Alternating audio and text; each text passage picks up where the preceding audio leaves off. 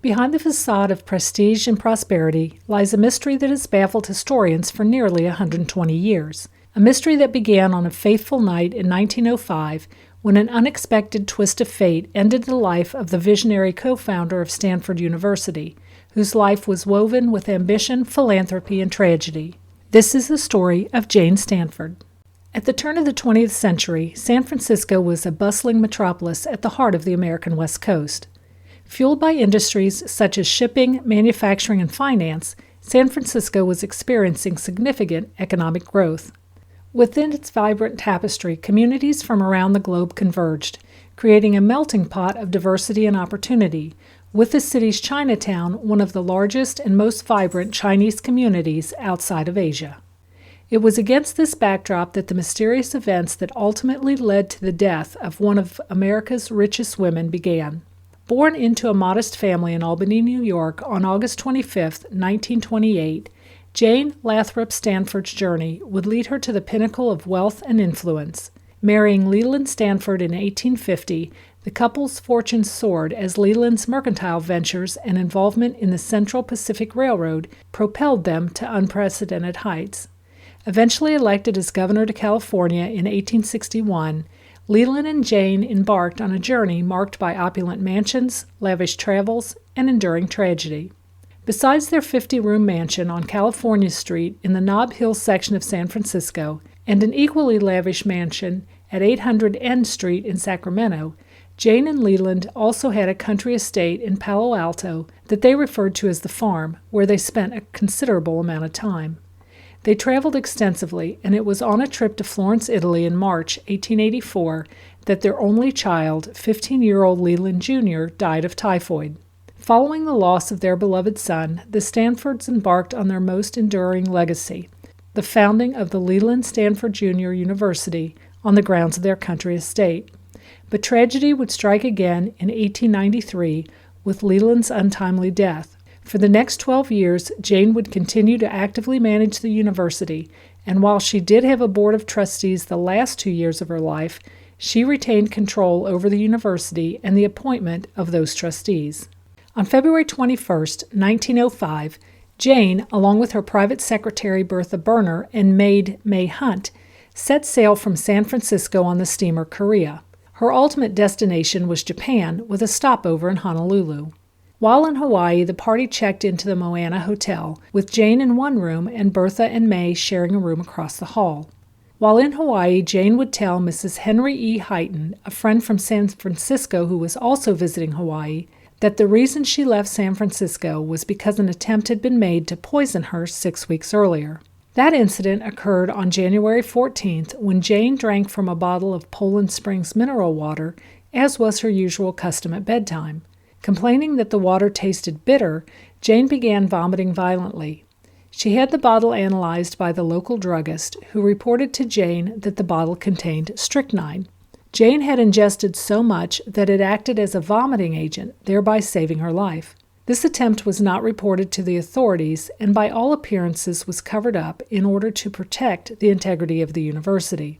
On Tuesday, February 28th, 7 days after arriving in Hawaii, Jane, along with Bertha, May, and a driver, spent the day on the northern side of the island on a picnic. Jane had planned the excursion herself and ordered the lunch which was prepared by the hotel. Jane was in high spirits and seemed more relaxed than she had been in months. The party returned to the hotel at around 4 p.m. Jane took a short nap and then began to dress for dinner. She and Bertha left for the dining room at 6:30. After finishing dinner, the two sat on the porch enjoying the evening air, returning back to their rooms at about 8:30. Shortly after, Bertha went into Jane's room where May was brushing Jane's hair. Jane asked Bertha to retrieve her medicine from the steamer trunk, which included Bartlett spring water, a purgative tablet, and bicarbonate of soda. Although Jane declined the medicine initially, she did drink a glass of mineral water that was prepared by Bertha. Ordinarily, Jane would have mixed the medicine with the water, but that evening she did not. Neither Bertha nor May saw her take the medicine.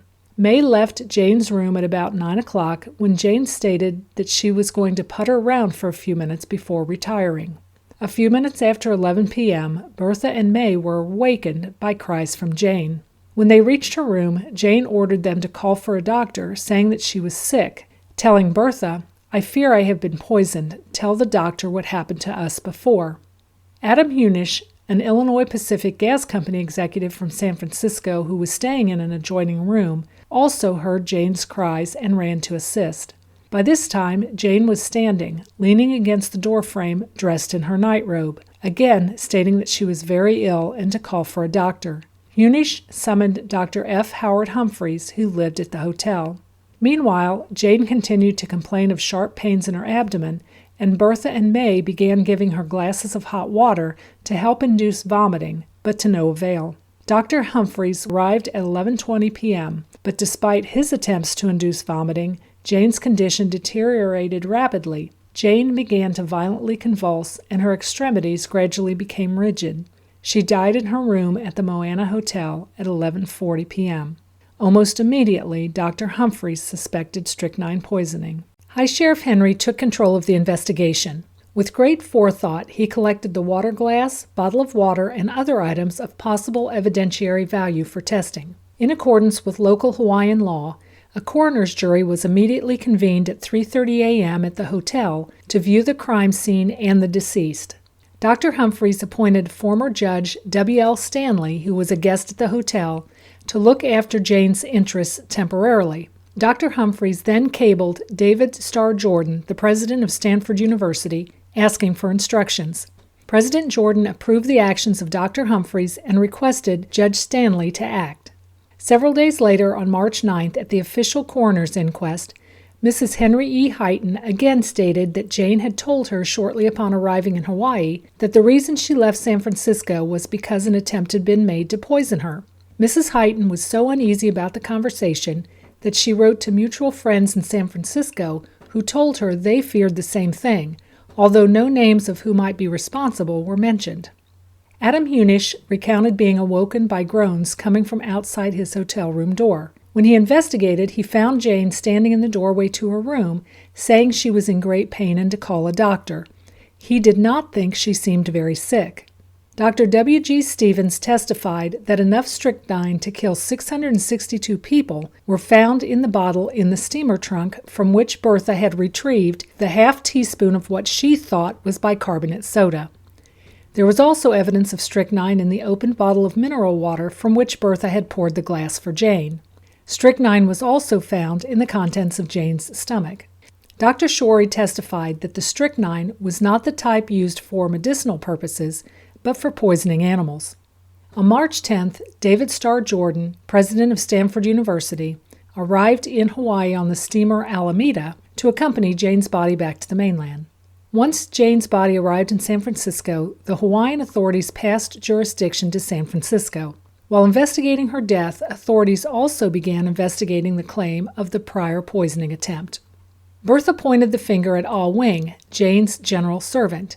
He was one of the most trusted members of the household and had been with the family for 25 years. He was confined to the Nob Hill mansion along with other household staff during the investigation.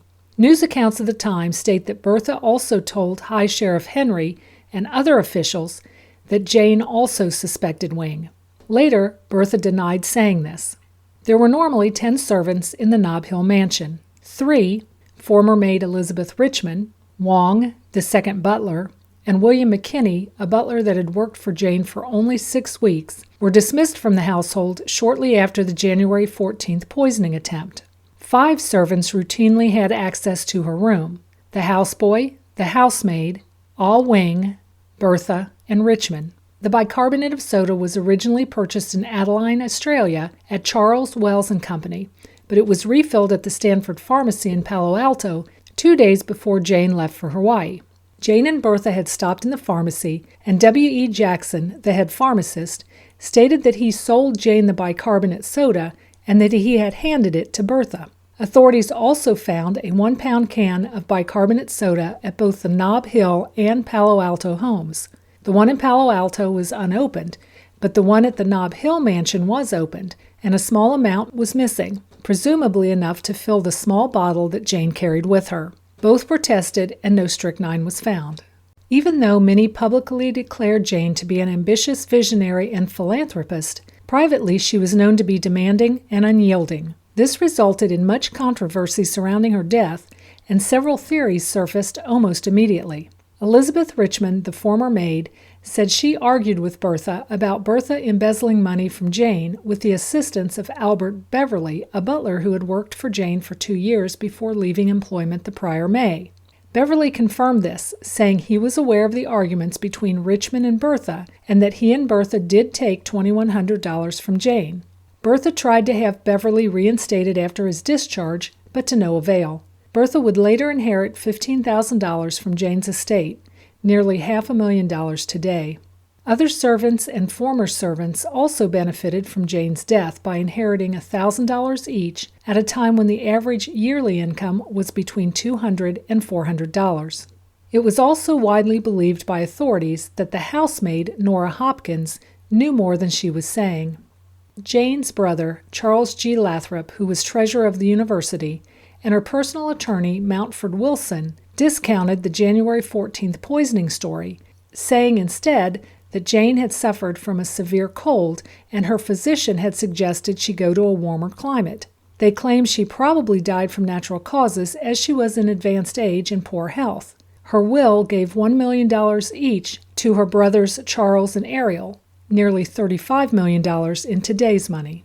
President Jordan originally told reporters that Jane was in such fine health it was expected that she would live for several more years. However, several months after Jane's death, he stated that the officials in Hawaii, along with several servants, concocted the story of murder in order to secure big fees from the estate, although he never stated what those fees might be for. He claims the servants were so jealous of Bertha and her possible inheritance that they joined forces with the Hawaiian officials to bring suspicion upon her for Jane's death, and that Jane actually died of a completely natural cause. It was later discovered that Jane had plans to fire Jordan and would have done so upon her return to the United States. For his part, it was widely known that Jordan felt that Jane's building of monuments to herself and the Stanford family was taking funds from the university. Many of those monuments, including Memorial Church and the Family Memorial Arch, were destroyed a year after Jane's death during the 1906 earthquake. And finally, on March 23, 1905, the San Francisco authorities reported publicly that they felt they had a good handle on the case and were ready to charge a suspect, but deferred to Mountford Wilson, Jane's private attorney, saying that he held the reins and would decide when charges would be brought. Author and historian Richard White takes a deep dive into the history, theories, and reasons why so many people had a reason to kill Jane in his book, Who Killed Jane Stafford? I have linked it in the description below. Ultimately, no charges were ever filed, nor were any suspects publicly named. Jane Layden stayed in the mansion on the farm, and on March 24th at 1 p.m., with the tolling of the great bell, was placed in a hearse waiting outside, and 6 carriages bearing the immediate relatives made their way to the Memorial Church. The great bell continued to toll at 1-minute intervals until the hearse reached the door of the church. Jane's funeral was under the direction of Professor C.A. Dunaway. An estimated 10,000 people attended, with only 2,700 able to be seated inside the church. Those who could not fit inside passed quietly through the immense courtyard of the grounds. She was laid to rest in the mausoleum beside her husband and son. Besides the bequests made to her family and servants, the Sacramento mansion was bequeathed to the Catholic Church, who created the Stanford Lathrop Children's Home there. Jane left an endowment of $20 million to the university, gave $100,000 to develop kindergartens in San Francisco, and built a children's home in Albany, New York, supported with a $100,000 endowment. The circumstances surrounding Jane Stanford's death are shrouded in mystery, with conflicting accounts and allegations casting a shadow over the truth. From whispers of foul play to suggestions of personal vendettas, the truth remains elusive, leaving Jane's legacy tarnished by the shadow of uncertainty. Until next time, stay curious, stay vigilant, and may the truth reveal itself in the shadows.